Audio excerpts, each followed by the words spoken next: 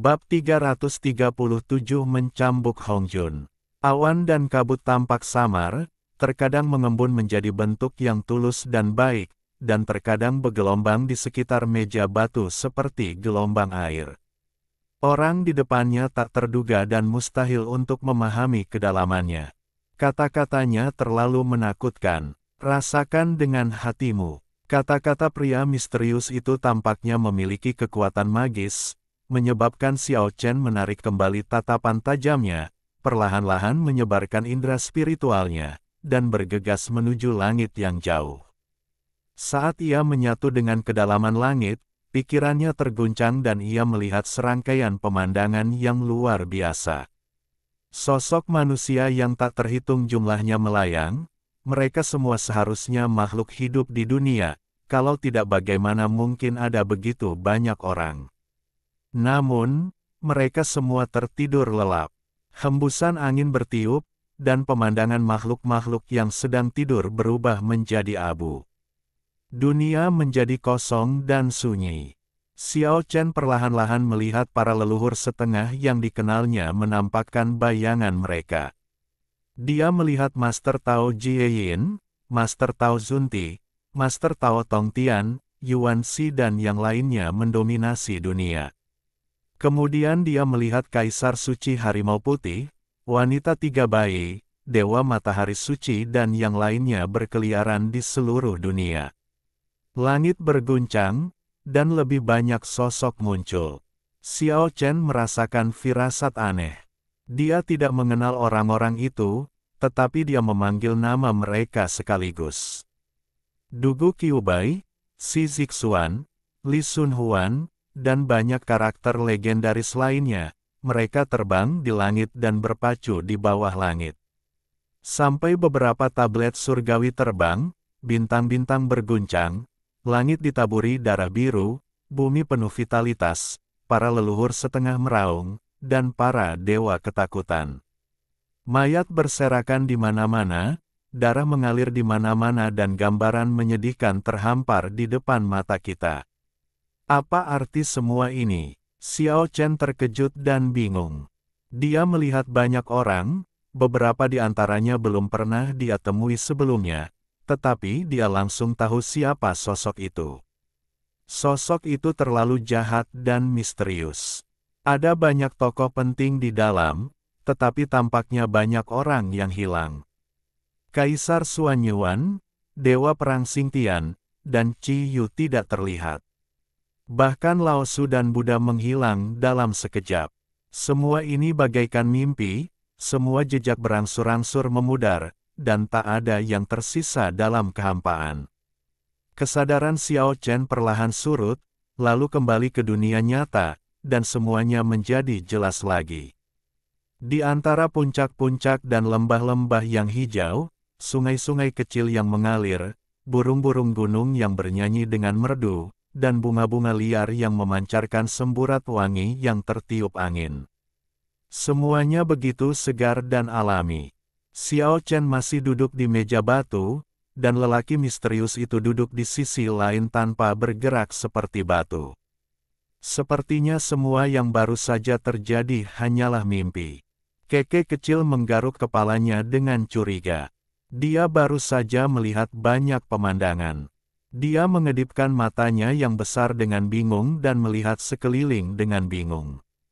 Apa maksudnya? Xiao Chen menatap pria misterius itu. Dia benar-benar tidak bisa memahami makna tersembunyinya. Aku telah berbicara tentang ilusi dan kenyataan dari awal hingga akhir. Pria misterius itu berkata dengan nada yang mengejutkan, jika aku mengatakan bahwa Banzu adalah ketiadaan, apakah kau percaya? Bahkan Raja Jahat Abadi milikku Xi Zixuan adalah ilusi, apakah kau percaya?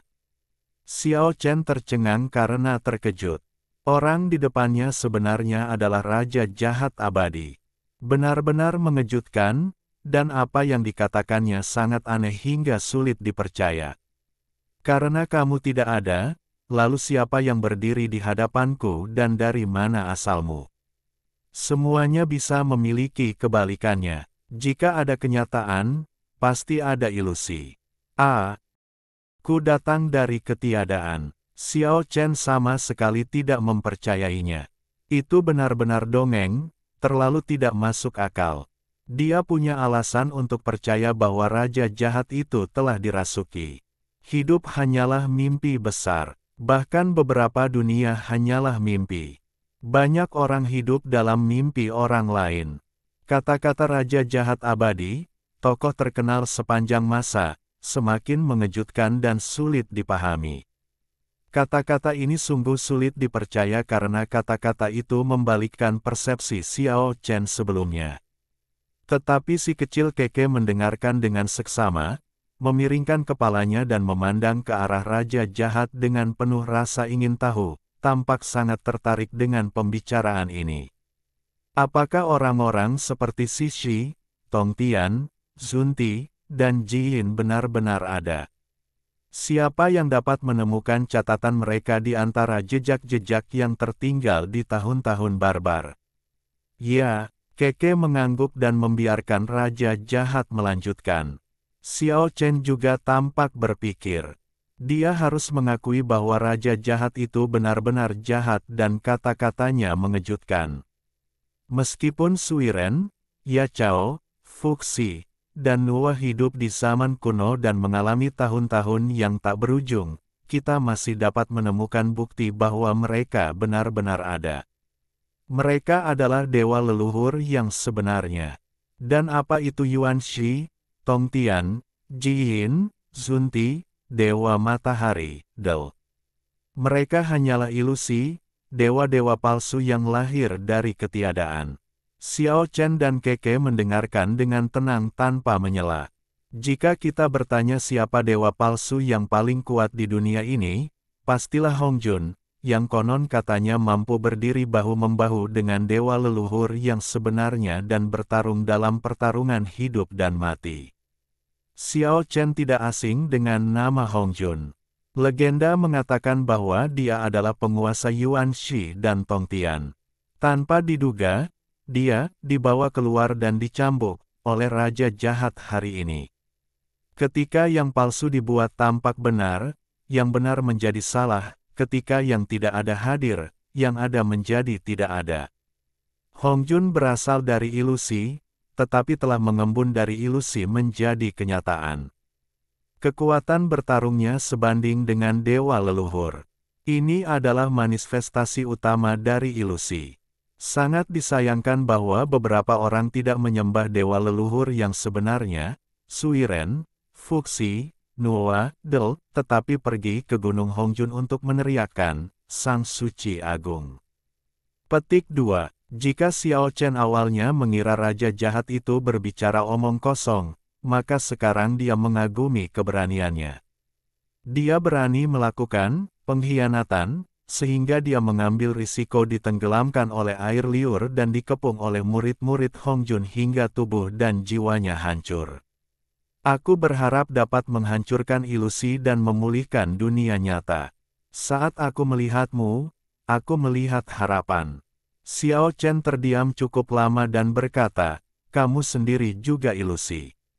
Mengapa demikian? Petik 2. Pegang realitas dalam ilusi dan ilusi dalam realitas.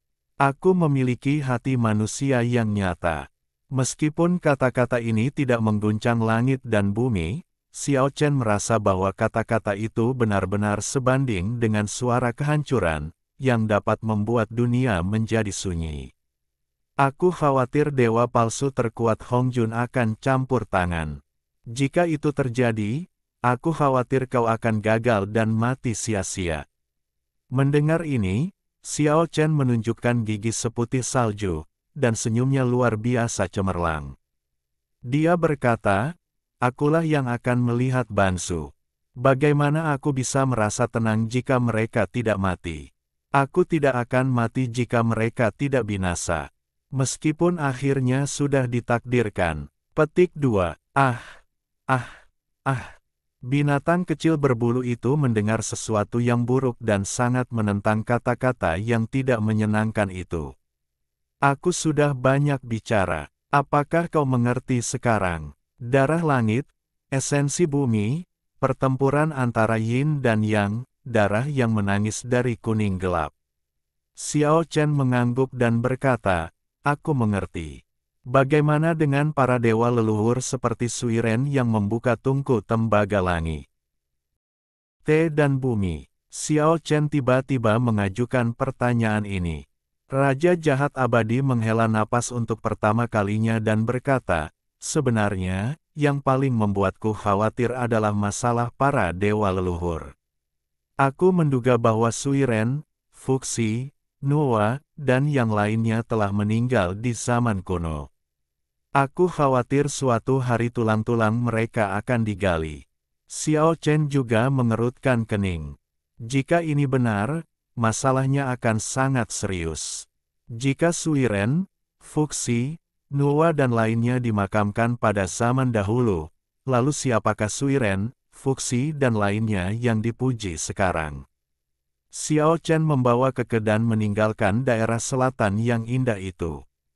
Sebelum pergi, ia bertanya kepada Raja Jahat apa akibat terburuk yang akan terjadi jika sesuatu terjadi. Raja Jahat hanya mengucapkan 4 kata, "surga primitif."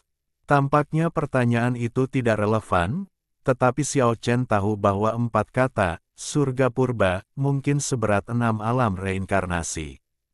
Ketika kembali dari selatan ke utara, Xiao Chen dengan tajam merasakan bahwa energi spiritual di Jiushu menjadi semakin makmur, dan tidak jauh lebih buruk daripada di alam Changsheng.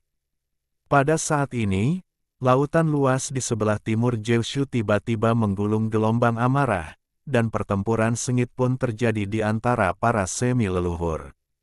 Saat Xiao Chen mendengar berita itu, pertempuran telah mereda, dan dia tidak terlalu memperhatikannya pada awalnya. Tetapi dia tiba-tiba mengetahui bahwa ada orang-orang dari Tanah Suci di antara pihak-pihak yang bertikai. Mungkinkah leluhur Xuanwu sedang bertarung dengan seseorang? Qingqing belajar darinya dan ada kemungkinan besar dia akan terpengaruh. Setelah menerima berita itu, Xiao Chen membawa Keke dan bergegas ke Laut Cina Timur. Setelah tiba di Laut Cina Timur, saya tidak melihat seorang pun dari Tanah Suci, tetapi saya melihat banyak sekali kultivator muncul di atas ombak badai. Di depan, bayangan kabur muncul di Laut Biru, menarik para pembudidaya dari segala arah untuk datang dan menonton. Kelihatannya seperti pulau terapung yang besar, sangat luas dan tak berbatas, tetapi kabur dan sulit dilihat dengan jelas. Xiao Chen merasakan hawa dingin di hatinya.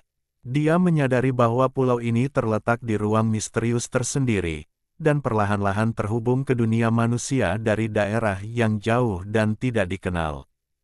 Keke berteriak pada saat itu, melompat dan berteriak di bahu Xiao Chen. Xiao Chen begitu ketakutan hingga berkeringat dingin, karena binatang kecil itu berkata bahwa itu adalah Pulau Naga. Bagaimana mungkin itu Pulau Naga? Xiao Chen merasa tak percaya. Keke mengangguk dengan serius, dia benar-benar merasakan nafas kampung halamannya. Banyak pembudidaya berbalik dan melotot ke arah pria dan binatang yang berteriak itu, tetapi ketika mereka melihat siapa mereka, semua orang terdiam, dan sebagian besar ruang angkasa dengan cepat menghilang. Bintang iblis Xiao Chen hampir tak terkalahkan akhir-akhir ini. Ia telah mengalahkan generasi muda, dan dengan panggung lumpur kuning di tangannya, para master yang lebih tua hanya bisa berakhir kalah dengan penyesalan. Ia telah membuat semua orang di dunia terdiam dan tidak ada yang berani bersaing dengannya. Pada saat ini, Xiao Chen merasakan bahwa platform lumpur kuning di ruang akupuntur tiba-tiba mulai bergetar, lalu terbang sendiri, membawanya dan ke langit, terbang menuju Yongsu. Ketika kembali ke desa kuno, Xiao Chen sangat terkejut. Sebuah bayangan samar muncul dan kota bawah tanah yang besar tampaknya akan muncul di permukaan. Ada beberapa hal yang berada di luar imajinasi Xiao Chen. Dia samar-samar merasa bahwa ini adalah kota yang familiar. Raungan, sebuah suara gemuruh terdengar dari dalam tanah. Suara gemuruh itu mengguncang bumi dengan keras. Samar-samar, Xiao Chen tampak melihat banyak monster besar berkeliaran di kota besar itu. Lentera-lentera kuno di bawah tanah selalu menyala, tetapi dibandingkan dengan kota kuno Ye Ang megah, cahaya yang berkedip-kedip tampak sangat redup, sehingga sulit untuk benar-benar melihat segala sesuatu di bawahnya. Namun, Xiao Chen merasakan kengerian. Dia benar-benar merasakan suasana kengerian yang familiar. Binatang kecil keke juga menunjukkan ekspresi gugup yang langka.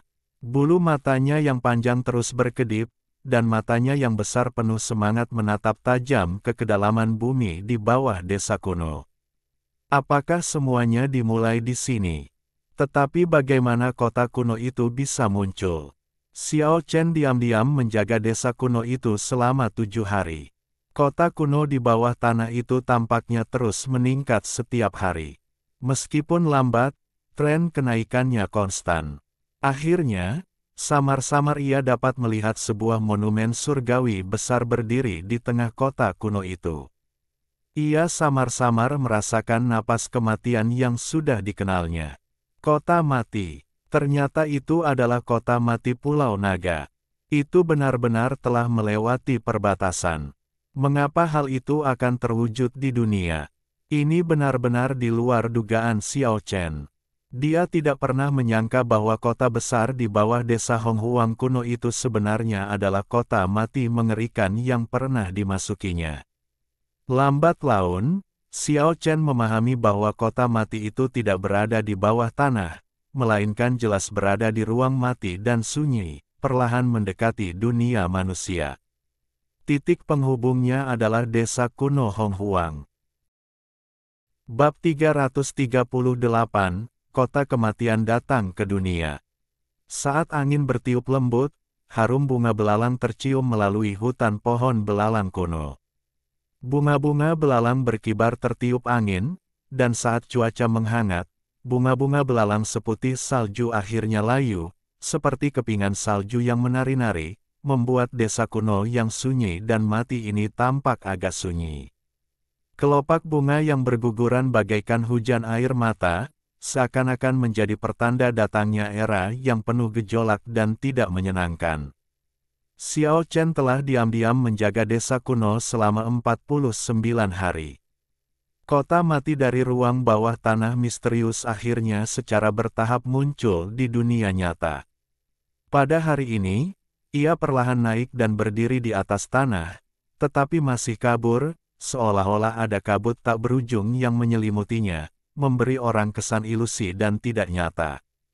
Kota orang mati belum benar-benar masuk ke dunia manusia, tetapi penurunannya jelas tidak dapat dihentikan, dan hari perwujudannya yang lengkap dapat tiba kapan saja. Tembok kota hitam legam itu tingginya lebih dari 100 meter, tebal dan kokoh, memberi orang-orang rasa tertekan tak berujung, seolah-olah 5 gunung bersatu dan berdiri di sini. Meskipun diselimuti kabut, gerbang kota yang megah itu masih terlihat samar-samar. Napas kematian sulit untuk dihalangi sepenuhnya, dan suasana yang mengerikan sudah dapat dirasakan. Xiao Chen dan Keke telah memasuki kota mati dan lolos dari kematian. Semua kejadian mengerikan di masa lalu sepertinya baru saja terjadi kemarin. Desa kuno itu telah bangkit dari tanah untuk memberi jalan bagi kota kematian, melayang di udara tak jauh dari sana, seolah-olah menjaga pendaratan mulus kota kematian yang besar dan megah ini. Lampu kuno yang menyala abadi itu terlepas dari kota yang mati dan terbang di atas desa kuno, di mana ia tetap tidak bergerak, menerangi seluruh desa kuno. Hari demi hari berlalu, kota kuno itu menjadi semakin jelas terlihat, dan aura keagungan yang dipancarkannya begitu luar biasa, hingga mengalahkan matahari dan bulan, bahkan membuat alam semesta bergetar. Pergantian kekuasaan kerajaan terkadang tidak memerlukan pertumpahan darah. Setelah Kaisar Tua naik ke surga, tahta Jiushu berpindah tangan, tetapi yang berpindah tangan bukan salah satu putranya, melainkan putri kesayangannya, Zhao Liner. Desas-desus tentang perebutan tahta dan pemaksaan kaisar untuk turun tahta menyebar dari istana, tetapi mereka tidak dapat mengubah fakta bahwa Zhao Liner menjadi seorang permaisuri. Setelah salah satu pangeran menghilang selama setengah bulan, desas-desus itu berangsur-angsur mereda. Setelah Zhao Liner duduk di istana menghadap ke selatan dan kembali ke utara, dia segera mengokohkan kekuatan kekaisaran, membuat suara di dalam dan luar istana menjadi konsisten, dan keempat lautan menghormati permaisuri. Setelah itu, ia mengeluarkan dekrit rahasia untuk mulai membangun proyek-proyek teknik sipil secara rahasia di seluruh negeri dan mendirikan banyak istana. Hampir pada saat yang sama, Sekte Dewa Matahari, Sekte Suci Harimau Putih, Sekte Ortodoks, Sekte Jie, Sekte Pedang Abadi, dan sekte-sekte lainnya bermunculan seperti jamur setelah hujan. Mereka membuka kuil-kuil di seluruh negeri Kyushu dan menyebarkan ajaran ke seluruh dunia. Kuil-kuil itu sebenarnya dipersiapkan untuk mereka. Istana Kekaisaran Yanjing yang megah, dengan balok-balok berukir dan rangka atap yang dicat serta arsitektur yang megah, bagaikan istana dari langit yang turun ke bumi. Istana ini merupakan puncak dari semua pencapaian arsitektur dari zaman dahulu hingga sekarang dan dapat disebut sebagai mahakarya yang luar biasa. Energi naga Jeoshu membubung ke langit. Kekuatan kekaisaran adalah kekuatan surga. Keberuntungan kekaisaran akan bertahan selama ribuan tahun, dan permaisuri akan mengendalikan pasang surut dunia. Tentu saja. Kita harus bertahan hidup dalam periode yang luar biasa ini. Jika ada pembudidaya yang kuat di sini, mereka akan terkejut mengetahui bahwa tamu yang diundang oleh permaisuri semuanya adalah tokoh penting dengan asal-usul yang luar biasa, seperti putra Dewa Matahari, Aolito, putra ketiga Kaisar Suci Harimau Putih, Huben, dan salah satu dari 12 Dewa Emas dari Sekte Chan. Istana itu terang benderang, dipenuhi dengan nyanyian dan tarian. Zhao Liner tersenyum dan berbincang dengan sangat harmonis dengan para tokoh besar di dunia kultivasi ini. Aku tidak akan pernah merasa tenang sampai orang itu meninggal. Meskipun separuh tubuh putra Dewa Orito telah dihancurkan oleh Xiao Chen, dia telah pulih saat ini. Saya harap metode kuno itu berhasil. Xiao Chen memanggang dan memakan salah satu kaki harimau Huben, tetapi sekarang dia sudah pulih sepenuhnya. Dengan senyum kejam samar di bibirnya, dia berkata, saya ingin sekali melihat Huang Nitai pergi mencari orang lain. Saya tidak sabar. Ye Xiao, putri Sanying Taijun yang sangat disukai, adalah wanita yang anggun dan cantik. Dia menggelengkan kepalanya dan berkata, waktunya terlalu singkat. Mungkin sulit untuk memberikan efek apapun. Tidak harus. Keinginan orang-orang Jeoshu mungkin langsung mengutuknya sampai mati. Tidak semudah membuatnya kehilangan Huang Nitai. Huben berbicara dengan tenang dengan sedikit nada dingin. Di langit yang jauh, sebuah menara kristal berkilauan dengan cahaya warna-warni, bersinar seperti mutiara besar di langit malam. Menara kristal itu berputar perlahan, bagaikan mimpi, dan di bawahnya ada seorang gadis yang kecemerlangannya membuat bulan terang di langit tampak pucat jika dibandingkan. Ia berpakaian jubah putih berkibar, kulitnya seputih salju, rambutnya hitam panjang, berkilau dan halus, matanya penuh puisi dan semangat. Ia berdiri dengan tenang dalam kehampaan, diselimuti cahaya bulan yang kabur, lebih halus dan lincah daripada peri. Ternyata penggunaan terbesar menara kristal guru adalah menguping. Tuhan tahu berapa banyak gosip yang dia mata-matai orang lain saat itu. Qingqing terkekeh, seolah-olah dia selalu riang, dan berkata pada dirinya sendiri, saya pikir pembangunan kuil dan pengumpulan keinginan orang-orang adalah untuk menyelamatkan hidup Banzu. Tetapi ternyata itu adalah kutukan yang kejam. Meskipun orang-orang di luar tahu bahwa sesuatu tampaknya telah terjadi di desa kuno, mereka tidak mengetahui detailnya. Awan hitam dan kabut bergulung-gulung di sekitar desa Honghuang kuno, sepenuhnya menghalangi area tersebut dan tidak ada seorang pun yang berani mendekat. Xiao Chen dan Keke duduk di desa kuno, bermeditasi setiap hari, menunggu kota kematian benar-benar berlalu. Dia ingin tahu apa yang akan terjadi.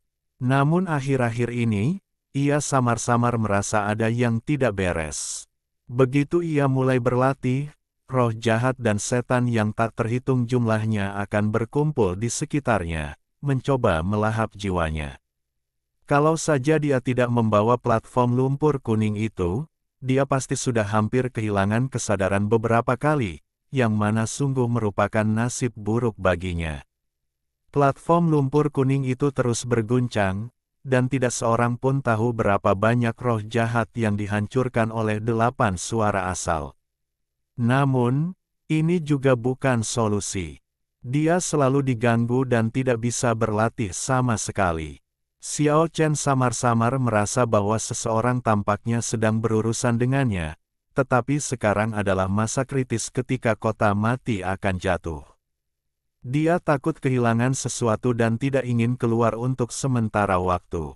Boom! Setelah menunggu dengan tenang selama 63 hari, ledakan keras terdengar, menyebabkan seluruh Kyushu bergetar. Sudut kota mati turun ke dunia. Pada saat ini, meskipun dunia luar tidak tahu bahwa kota mati telah tiba, semua pembudidaya merasakan sesuatu yang mengerikan dan tidak biasa. Mereka merasakan bahwa sesuatu yang besar akan terjadi dalam waktu dekat. Pada saat ini, seluruh dunia terkejut. Pada saat yang sama, di lautan luas di luar Kyushu, bayangan kabur muncul di beberapa tempat, seolah-olah kota-kota besar, gurun, dan pulau-pulau kuno akan muncul di seberang perbatasan. Tentu saja, Pulau Naga yang paling jelas telah mulai muncul, dan samar-samar di atas Laut Cina Timur orang dapat mendengar ledakan raungan naga dan raungan binatang buas. Raungan besar itu membuat orang-orang merasa takut. Monster besar yang muncul di tepi pulau raksasa itu terlihat samar-samar, dan banyak orang mengenalinya pada awalnya sebagai naga barbar. Kemunculan naga barbar kuno secara alami menyebar ke seluruh Kyushu sejak awal, dan banyak orang mulai memperhatikan tempat itu. Itu benar-benar berita yang menggemparkan. Jika klan naga yang membuat para dewa gemetar muncul kembali di dunia, seluruh dunia kultivasi mungkin harus dirombak. Para kultivator dari alam abadi tahu betul betapa mengerikannya mereka. Semua petani berubah warna ketika mereka mendengar ini. Murid-murid Banzu bahkan lebih panik. Mereka samar-samar menduga bahwa serangkaian perubahan di tanah Jeoshu tampaknya terkait dengan kematian Bansu. Kota raksasa dan pulau kuno itu tampaknya telah muncul di Jeoshu untuk Bansu. Xiao Chen benar-benar merasa bahwa seseorang tampaknya menggunakan metode rahasia yang tidak diketahui untuk menghadapinya, dan kesadarannya hampir runtuh beberapa kali. Namun, saat ia muncul dari sudut kota mati, metode jahat itu tidak lagi efektif. Sebuah retakan muncul di gerbang kota mati, dan tampaknya semua roh jahat yang menyerbu masuk ditelan. Hal ini sangat mengejutkan Xiao Chen. Tidak, suara terkejut terdengar dari istana Yanjing yang jauh, sudah lama sekali, mengapa tidak ada gerakan di Huang Nitai? Itu seharusnya ditarik keluar oleh keinginan rakyat. Aneh, apakah itu benar-benar tak tergoyahkan? Mata Hoben bersinar dengan cahaya dingin, dan dia berkata, aku tidak percaya bahwa bocah itu benar-benar selaras dengan Huang Nitai. Dalam beberapa hari berikutnya, Xiao Chen tidak lagi diganggu oleh keluhan jahat, tetapi kekuatan misterius yang sangat murni benar-benar melonjak masuk, dan seluruh area menjadi sakral dan damai. Itu bagaikan embun manis dari langit dan mata air suci yang memancar dari bumi. Energi spiritual yang tak berujung didorong oleh gelombang yang lembut, dan esensi surga dan bumi serta esensi matahari dan bulan tampaknya tertarik dan semuanya terkonsentrasi pada Xiao Chen. Xiao Chen jelas merasakan bahwa ini tampaknya merupakan kekuatan misterius yang sepenuhnya berlawanan dengan kebencian jahat, tak berujung, dan terkondensasi dari segala arah. Dia tidak menyerap kekuatan ini. Sebaliknya, ia menyerap energi spiritual tak berujung yang dibawanya. Ini adalah hadiah yang tak terbayangkan. Energi spiritual surga dan bumi yang tak berujung terkondensasi karena keinginan misterius, menenggelamkan Xiao Chen di dalamnya. Energi spiritual tidak banyak berguna bagi para kultivator di alam nirvana. Yang mereka butuhkan sekarang adalah menghancurkan malapetaka kematian, bukan kekuatan spiritual yang sebenarnya. Namun, ini hanya berlaku untuk praktisi lain. Bagi Xiao Chen, energi spiritual yang begitu kaya hingga hampir mencair, ini memang merupakan suplemen yang efektif. Setiap titik akupuntur bagaikan lubang tanpa dasar, menyerap dan melahap dengan liar. Setelah beberapa hari, 6 atau 7 titik akupuntur mulai bersinar terang, memadatkan energi spiritual yang tak terbatas di dalamnya. Titik-titik akupuntur tersebut benar-benar didewakan. Beberapa hari berlalu sebelum suara marah terdengar di istana Yanjing, bagaimana efeknya bisa begitu bertolak belakang. Daerah itu jelas damai. Meskipun diselimuti kabut hitam, pasti ada ribuan sinar cahaya di dalamnya, tetapi mereka belum meletus. Selidiki dengan saksama apa yang terjadi. Suatu hari kemudian, Huben, Ye Xiao, putra Dewa Matahari dan yang lainnya tercengang. Berita bahwa tahta dewa setengah leluhur yang diabadikan di 9 kuil besar di Jiushu benar-benar digantikan oleh Xiao Chen. Puff! Huben langsung menghancurkan kepala seorang dayang istana di Istana Kekaisaran, dan sangat marah hingga dia menghancurkan beberapa aula dengan satu telapak tangan. Ye Xiao, putra Dewa Matahari dan yang lainnya juga memiliki ekspresi yang sangat muram dan tetap terdiam untuk waktu yang lama. Ratu Zhaoliner datang setelah mendengar berita itu dan mengerutkan kening setelah memahami situasinya. Dia samar-samar merasa bahwa segala sesuatunya tidak baik dan bahwa para pengikut semi leluhur ini kemungkinan besar akan terlibat. Selidiki, siapa pelakunya? Meski perkataan putra Dewa Matahari, Olito, terdengar tenang, namun ada hawa dingin yang terpancar dari ucapannya. Pada saat ini, Qingqing, sang penghasut, sedang bepergian keliling Kyushu dengan santai, mengunjungi semua gunung dan sungai terkenal, dan sama sekali tidak menganggap serius insiden penggantian posisi Dewa Semi Leluhur. Membosankan, membosankan. Semua tanah yang diberkati telah diduduki oleh sekte-sekte besar itu. Mari kita pergi ke desa kuno Honghuang untuk melihatnya. Qingqing menuju ke barat, dengan santai menuju Yongsu. Seharusnya itu adalah bencana yang cukup besar, tetapi karena campur tangan Qingqing, Xiao Chen mengubah bencana menjadi berkah. Dalam beberapa hari terakhir, kekuatan misterius telah menggerakkan energi spiritual yang tak ada habisnya untuk membanjiri desa kuno. Tubuh Xiao Chen seperti lubang tanpa dasar, yang dapat menampung semua sungai dan laut, dan lebih dari selusin titik akupuntur telah didewakan. Dan karena serbuan kejahatan dan kebencian, ia hampir hancur beberapa kali, yang membuatnya mengalami 2 kesengsaraan kematian nirwana. Setelah berhasil melewatinya, ia memasuki tingkat nirwana ke-6. Jika Huben, putra Dewa Matahari dan yang lainnya mengetahui hasilnya, mereka pasti marah besar. Memasuki tingkat ke-6 nirvana, harta karun tubuh kembali terbuka, potensi tak terbatas dilepaskan, dan tingkat kultivasi Xiao Chen meningkat ke tingkat puncak baru. Sekarang dia yakin bahwa kekuatan tempurnya saat ini dapat melampaui para master di puncak keabadian. Jika dia berhasil menyelesaikan perjalanannya ke nirwana, maka dia benar-benar akan melewati 9 tingkat keabadian dan memasuki alam yang lebih tinggi seperti yang dikatakan Liu Mu dan Niu Ren. Pada saat ini, Keke yang sedang tidur nyenyak, tiba-tiba terbangun. Dia menggosok matanya dengan linglung, mengernyitkan hidungnya, lalu melompat keluar dari desa kuno yang melayang di udara dengan curiga. Tidak lama kemudian, Xiao Chen mendengar suara Keke, dan sepertinya dia dalam masalah. Dia sangat terkejut, dan buru-buru mengusir Huang Nitai keluar dari desa kuno, berdiri di udara dan melihat ke kejauhan.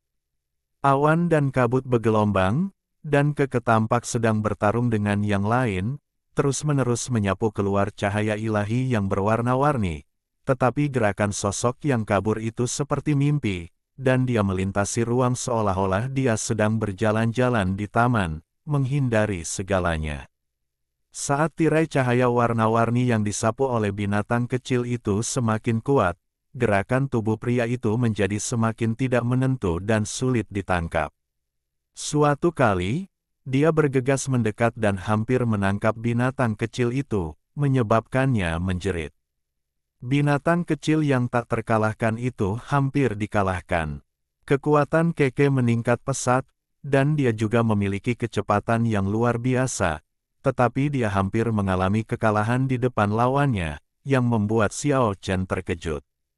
Pada akhirnya, binatang kecil itu membuka surga yang hilang dan benar-benar membalikkan keadaan.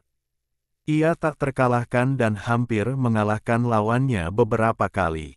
Pada titik ini, lawan tidak lagi menyerang, melainkan melesat melintasi ruang angkasa, melesat ke segala arah di langit.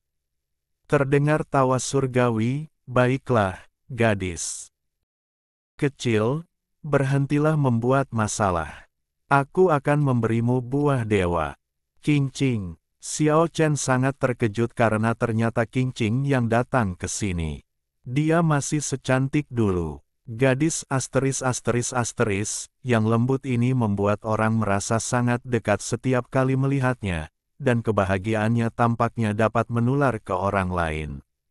Dia menghindari binatang kecil itu dan terbang dengan ringan, dua lesung pipit muncul di pipinya dan dia tersenyum ringan.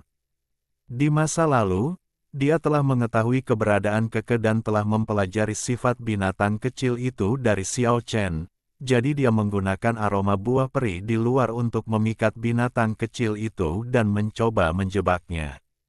Setelah mengetahui apa yang terjadi, Keke langsung marah besar.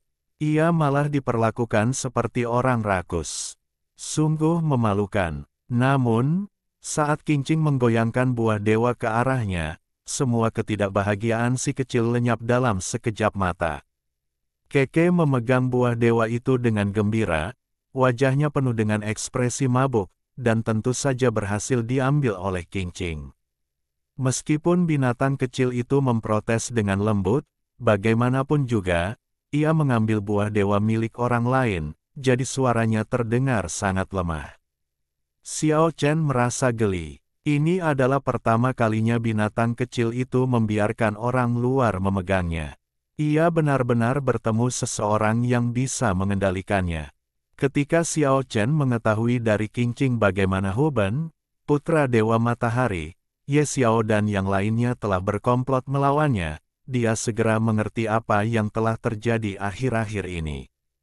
Dia tertawa keras melihat perilaku Qingqing yang berani, dan orang bisa membayangkan wajah hijau Huben dan yang lainnya. Ini adalah kota mati, tidak ada yang istimewa tentangnya. Qingqing terbang mengitari kota mati seperti peri, ingin melihat lebih dekat. Boom! Kota mati itu berguncang, dan sudutnya muncul lagi. Qingqing memeluk Keke dan segera mundur, akhirnya merasakan atmosfer menakutkan di dalam. Jadi, dia juga menunggu di sini sampai lebih dari 10 hari berlalu, dan kota kematian benar-benar datang. Dalam sekejap, tekanan dahsyat melanda Kyushu, seolah-olah banjir besar telah menenggelamkan seluruh bumi, dan kemudian gelombang yang mengamuk itu lenyap dalam sekejap. Peristiwa itu datang dan pergi dengan cepat, dan semua orang mengira itu hanya ilusi. Dalam waktu singkat itu, jiwa semua makhluk hidup bergetar. Akan tetapi, para petani masih tahu bahwa perubahan mengejutkan telah terjadi di desa kuno itu. Awan gelap tak berujung bergulung-gulung, dan ada kilat dan guntur. Setelah 3 hari, awan dan kabut yang menutupi area itu perlahan menghilang. Untuk pertama kalinya, kota megah muncul di dunia. Desa kuno itu sekali lagi menjadi tempat yang sangat terkenal di dunia, dan banyak petani datang dan melihatnya dari jauh. Kota mati di bumi membawa manusia pada rasa penindasan yang tak terlukiskan, seakan-akan ia adalah monster besar yang dapat hidup kembali kapan saja. Monumen surgawi yang pernah dirobohkan oleh naga kuno dengan 6 jalan reinkarnasi telah lama didirikan kembali, setinggi gunung dan menguasai semua arah. Raungan tajam yang sesekali meletus di kota kuno itu mengguncang jiwa orang-orang, seolah-olah iblis yang tak tertandingi di jurang maut akan segera bangun. Ketika banyak sekali pembudidaya tiba di sini, mereka mendapati 2 orang berdiri di menara gerbang kota besar yang tingginya lebih dari 100 meter. Seorang gadis muda berkulit cerah dan bertubuh anggun, alis hitam dan mata indah, menggendong seekor binatang kecil yang lincah, mengenakan pakaian putih berkibar-kibar, tampak seperti peri. Orang yang berdiri di sampingnya tidak lain adalah musuh masyarakat Xiao Chen. Semua orang merasa ada yang tidak beres, terutama mereka yang berasal dari alam abadi yang tahu sesuatu tentang hal itu. Mereka merasa ada yang salah. Memanjat menara gerbang kota orang mati, apakah itu berarti mereka mengendalikan seluruh? Bab 339, Penguasa Kota Mati. Akhirnya tiba juga. Di tempat rahasia di Jiushu, Kaisar Suci Harimau Putih menatap ke arah kota mati dengan ekspresi rumit. Untuk menghancurkan kota mati, Dewa Matahari Suci berdiri di puncak gunung dengan kedua tangan di belakang punggungnya, memandang ke kejauhan ke arah Yongsu. Menghilang, bukanlah takdir terakhirku. Sanying Taijun berdiri di kehampaan, tatapannya sangat dingin, menatap desa kuno di langit yang jauh. Kota kematian turun ke dunia, dan para kultivator dari segala penjuru berkumpul di sini. Kerumunan yang berdatangan dari segala penjuru sangat terkejut. Dinding hitam legam itu tebal dan kokoh, tingginya lebih dari 100 meter, seperti sekelompok gunung menjulang tinggi berdiri di depan, dan menara megah di tengahnya bahkan lebih megah dan menjulang tinggi, seperti gunung yang menjulang tinggi. Ini bukan kota biasa, tetapi jelas merupakan istana iblis dari luar angkasa. Terutama tembok hitam yang menakutkan, yang tampak seperti ternoda oleh darah tak berujung, dan berubah menjadi hitam kematian seiring berjalannya waktu. Xiao Chen dan Qingqing berdiri di atas kota raksasa yang tingginya lebih dari 100 meter, menatap ke bawah ke arah para pembudidaya yang tak terhitung jumlahnya di luar kota. Mereka merasa seolah-olah berdiri di luar surga ke-9, mengawasi semua makhluk hidup. Setiap orang mempunyai ilusi bahwa saat ini pemuda jangkung dan tegap di puncak kota serta wanita cantik berkulit dingin dan bertulang putih tampaknya akan menguasai dunia dan menentukan nasib dunia. Terjadi keheningan antara langit dan bumi, semua orang memandangi kota yang mati. Qingqing memecah keheningan dengan senyum manis, dan berteriak ke arah kota, "Kota mati ini telah diduduki oleh kita. Semuanya, silakan kembali dengan cepat." "Apa? Kalian tidak percaya? Baiklah, kemarilah." "Iya, aku sedang membicarakan kalian. Kalian datang dan mencoba masuk ke kota mati untuk berjalan-jalan." Dia tersenyum dan menggoda dengan nada yang sangat santai, tetapi tidak ada yang benar-benar berani untuk maju. Keberadaan kota kematian bukan lagi rahasia di dunia keabadian. Banyak orang telah menyaksikan kengeriannya dengan mata kepala mereka sendiri ketika mereka memasuki dunia manusia dari Pulau Naga. Bahkan setengah leluhur pun tidak berdaya, dan akan menjadi keinginan mati bagi orang biasa untuk berjalan-jalan di dalamnya.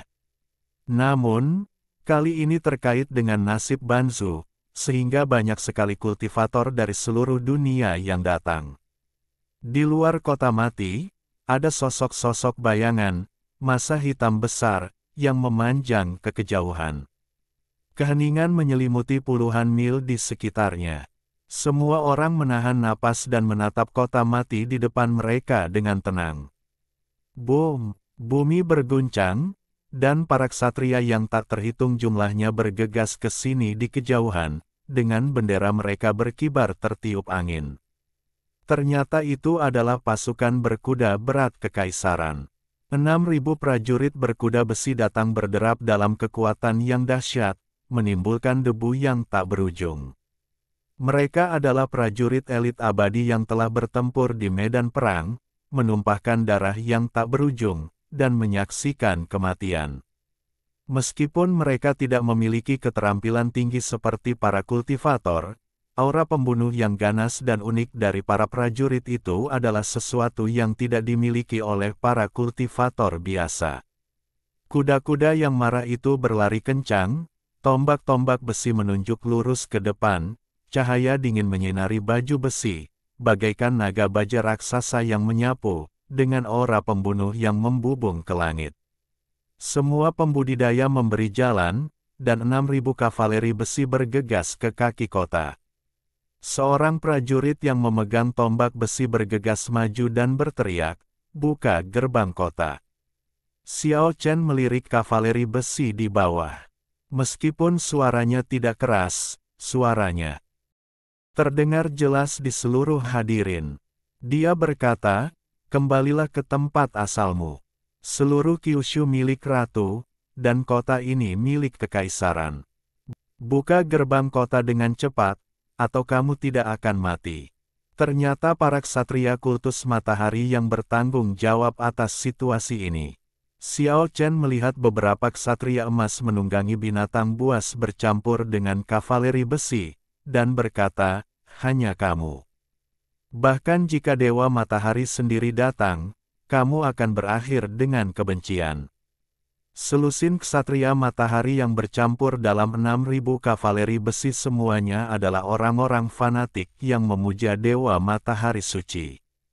Mereka mengangkat tombak emas mereka di atas kepala mereka dan berteriak serempak, "Serang kota, bunuh." 6.000 kavaleri besi semuanya adalah prajurit elit yang telah selamat dari ratusan pertempuran.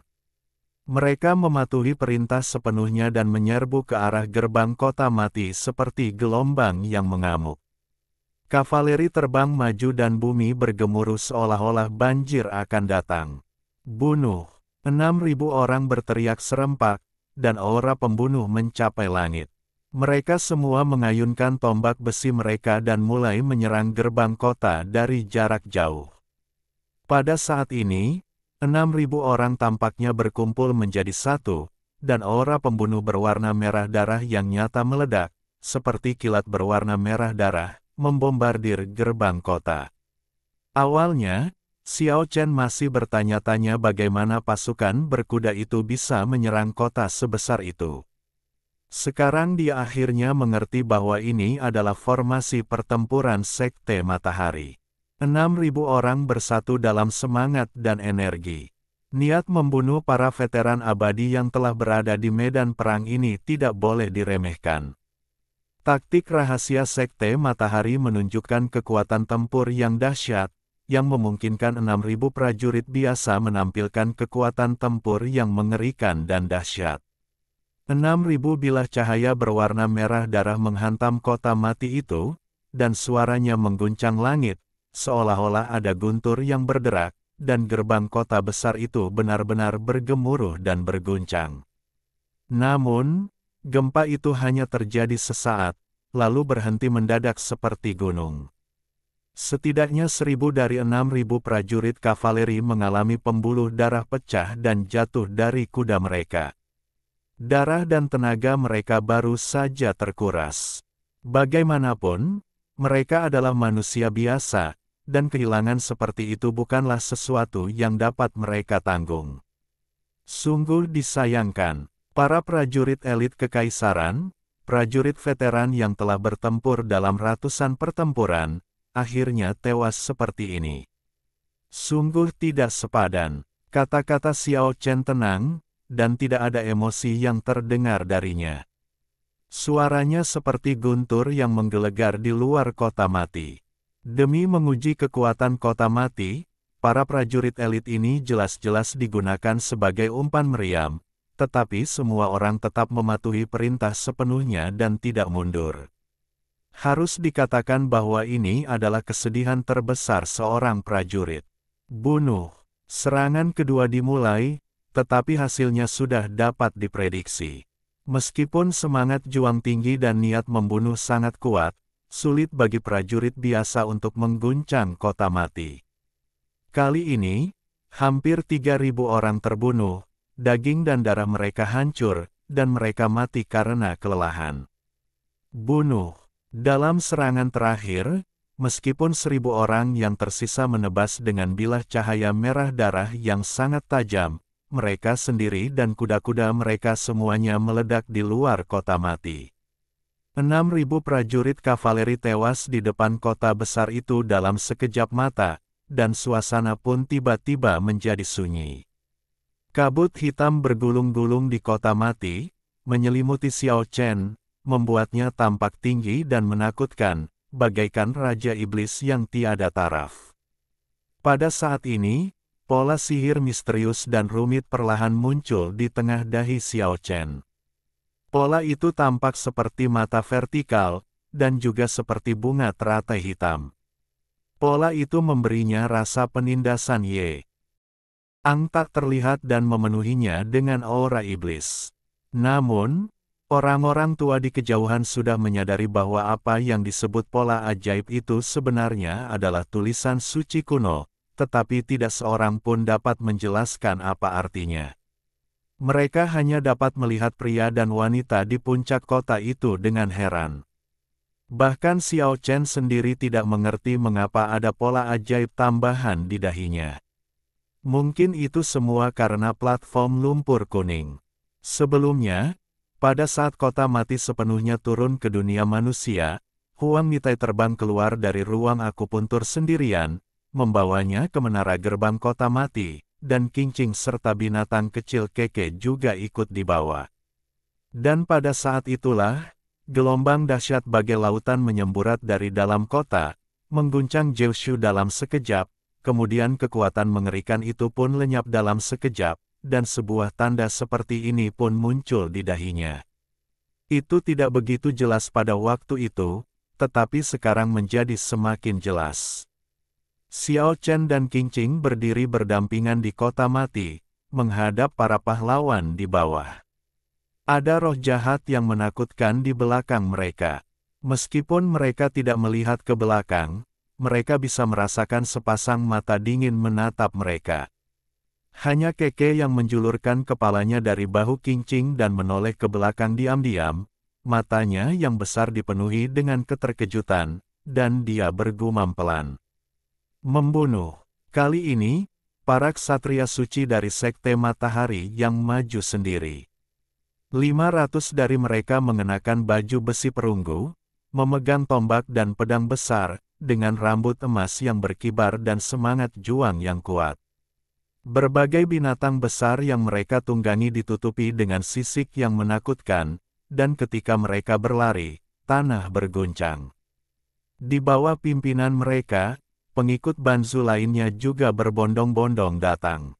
Mereka adalah orang-orang fanatik yang tahu bahwa kota ini mungkin akan membahayakan nyawa Banzu, jadi mereka berbondong-bondong datang dengan putus asa dan gila. Namun, saat mereka mendekati kota mati, semua pembudidaya yang terbang di langit jatuh. Penjarakan langit, getaran yang berasal dari kota mati menyebabkan para penggarap yang mampu mengendalikan penerbangannya kehilangan kemampuan terbang, dan mereka hanya bisa menyerang dari tanah. 500 ksatria suci dari Sekte Matahari berbaris serentak, ditambah para prajurit dari sekte besar lainnya, totalnya hampir 2.000 orang bergegas maju, mencoba menyerbu kota mati. Boom! Gerbang kota mati bergemuruh, dan gerbang raksasa kuno setinggi lebih dari 100 meter terbuka dari dalam. Ratusan prajurit surgawi bergegas keluar. Meskipun baju besi mereka telah kehilangan kilaunya karena gesekan selama bertahun-tahun, dan senjata di tangan mereka bahkan lebih berkarat, mereka tampak lebih menakjubkan. Kemudian, ratusan prajurit hantu menyerbu keluar. Ya, mereka persis seperti prajurit hantu dalam legenda, dengan baju besi hitam menutupi seluruh tubuh mereka, memancarkan aura menyeramkan, dan memegang pedang dan tombak kuno berkarat. Mereka menyerbu keluar untuk membunuh. Setelah bertahun-tahun mengalami hujan, baju zirah yang lapuk itu tampaknya telah menyatu dengan para prajurit surgawi dan para prajurit dunia bawah, serta memancarkan kekuatan tak kasat mata yang menggetarkan jiwa orang-orang. Xiao Chen jelas merasakan bahwa prajurit hantu dan prajurit surgawi ini berkali-kali lipat lebih kuat daripada saat ia pertama kali menerobos masuk ke kota kematian. Entah mengapa, kekuatan mereka meningkat begitu pesat sehingga mustahil untuk menebak kedalamannya. Menghadapi teriakan para paladin kultus matahari dan semangat juang para kultivator dari berbagai faksi, para prajurit surgawi dan prajurit hantu tampak terlalu diam, berdiri di luar kota senyap bagaikan fosil. Ketika musuh datang, mereka dengan kejam mengangkat tombak perunggu berkarat dan pedang besi tumpul. Darah berceceran, senjata perunggu kuno yang telah diam selama bertahun. Tahun itu memotong daging musuh dan menghancurkan tulang mereka. Bau darah yang menyengat langsung memenuhi tempat itu. Hasilnya sungguh mengejutkan, seperti sedang memotong sayuran. Para petani di depan tersungkur dalam jumlah besar. Energi pedang yang cemerlang dan senjata sihir yang luar biasa semuanya hancur. Dalam momen kontak yang singkat, para prajurit surgawi dan prajurit hantu yang memegang senjata perunggu kuno membunuh ratusan orang. Kematian dan pembunuhan itu langsung mengejutkan semua orang. Sekilas, para prajurit surgawi dan prajurit hantu itu tampak sangat mirip dengan para prajurit terakota yang digali. Mereka sangat tua dan kuno, tetapi kekuatan tempur mereka luar biasa. Sekarang, Xiao Chen sepenuhnya yakin bahwa para prajurit kuno ini jauh lebih kuat daripada saat pertama kali ia melihat mereka. Ini tampaknya menjadi kekuatan mereka yang sebenarnya. Para prajurit terakota hidup, semuanya berdiri dengan tenang di depan kota yang mati. Kekuatan tempur mereka yang dahsyat mengejutkan semua orang. Para pembudidaya yang menyerang perlahan mundur, dan bahkan yang paling fanatik pun terbangun oleh mereka. Namun, setelah hening sejenak, 500 paladin matahari dari kultus matahari bergerak maju lagi. Binatang buas yang mereka duduki meraung ke langit, dan para ksatria pirang berteriak serempak bunuh. Suara itu mengguncang langit dan bumi. Tunggangan mereka semua adalah spesies asing. Saat tubuh mereka yang besar berlari, itu bagaikan guntur yang mengguncang bumi. Mereka dipenuhi dengan aura pembunuh dan momentum yang mencengangkan. Namun, para prajurit kuno itu tidak berada dalam kekacauan. Mereka dengan cepat dan efektif membentuk formasi pertempuran dan perlahan maju ke depan. Senjata kuno perunggu berkarat itu memancarkan aura yang memikat. Saat kedua sisi bersentuhan, itu bagaikan badai petir. Boom! Darah berceceran, mewarnai langit menjadi merah. 500 Sun Knight tersapu seperti perahu kecil di lautan yang mengamuk. Pertumpahan darah. Ke-500 orang itu berlumuran darah dan mati di luar kota mati. Bahkan tunggangan binatang buas mereka pun terguncang hingga mati dan darah mengucur dari ketujuh lubang. Pada zaman dahulu kala, 500 ksatria Dewa Matahari bersatu dan mampu bertarung melawan demi Ancestor yang kuat. Meskipun ke-500 orang ini hanya paladin dan tidak dapat dibandingkan dengan para ksatria suci yang dapat bersaing dengan para semi-leluhur, kekuatan bertarung mereka tidak perlu diragukan lagi. Namun, semua itu sudah menjadi masa lalu. Mustahil untuk bersaing dengan para prajurit terakota yang hidup dari kota yang mati. Kekuatan tempur ratusan prajurit kuno terlalu kuat. Mereka menyapu bersih semua penyerang dengan keunggulan mutlak mereka. Di hadapan mereka, orang-orang itu tampak rentan. Pemandangan itu mengejutkan. Tidak seorang pun berani melangkah maju. Semua orang mundur dan menonton dari kejauhan dalam diam. Ratusan prajurit kuno berdiri seperti fosil di depan kota yang mati. Semuanya tak bergerak, menghadapi banyak pembudidaya. Tombak perunggu berkarat, pedang kuno, dan tombak di tangan mereka terus meneteskan darah, dan suara tetesan di tanah dapat terdengar jelas. Raungan, melihat tidak ada seorang pun yang maju, semua prajurit kuno berbalik serempak, mengeluarkan raungan yang menggetarkan bumi, dan melambaikan tombak, pedang kuno, di tangan mereka ke arah Xiao Chen di menara gerbang kota. Ini tidak tampak seperti tantangan, tetapi lebih seperti penghormatan yang mengejutkan orang-orang di kejauhan. Bahkan Xiao Chen dan Qing Qing sangat terkejut. Dengan tim sekuat itu di bawah kendali mereka, bukankah mereka akan mampu menyapu bersih dunia? Mungkinkah mereka benar-benar telah menguasai kota mati? Semua orang di kejauhan terdiam. Hasil ini sulit diterima. Para prajurit terakota yang masih hidup melangkah masuk ke kota yang mati, lalu menutup gerbang kota dengan suara keras. Sebenarnya, mereka tidak perlu melakukan tindakan apapun. Kekuatan kota yang mati itu sendiri begitu kuat sehingga hanya sedikit orang yang bisa mengguncangnya, apalagi kekuatan misterius lainnya di kota itu. Ini nampaknya hanya untuk pencegahan. Xiao Chen dan Qing Qing tentu saja tidak benar-benar berpikir bahwa mereka telah menjadi penguasa kota. Mereka jelas merasakan bahwa ada banyak mata dingin yang menatap mereka di kedalaman kota yang mati. Namun ketika mereka tiba-tiba berbalik, mereka tidak melihat apa-apa. Di langit yang jauh, Three Infants Lady memiliki wajah semuram air saat dia berdiri di Pulau Dewata yang terapung. Di atas puncak gunung, Dewa Matahari Suci mengerutkan kening, menunjukkan ekspresi serius, dan berkata, mungkinkah para prajurit terakota kuno itu, mereka? Di tempat rahasia di Jiushu, Kaisar Suci Harimau Putih juga berbicara pada dirinya sendiri, orang-orang itu seharusnya sudah menjadi abu sejak lama. Boom! Kota mati berguncang, dan monumen langit di tengahnya berguncang, dan perlahan naik ke udara, seolah-olah akan meninggalkan kota raksasa itu. Manusia batu di tubuh Xiao Chen bergetar hebat, lalu sebuah tanda muncul dari prasasti surgawi yang besar. Dalam sekejap, sebuah pola terukir pada manusia batu yang hancur itu, prasasti surgawi. Sejauh ini, manusia batu tersebut telah diukir dengan prasasti kuno Sungai Kuning dan prasasti surgawi kota mati. Akan tetapi, monumen langit di kota itu pada akhirnya tidak menembus udara, melainkan tertarik dari tanah dan tetap berada di udara.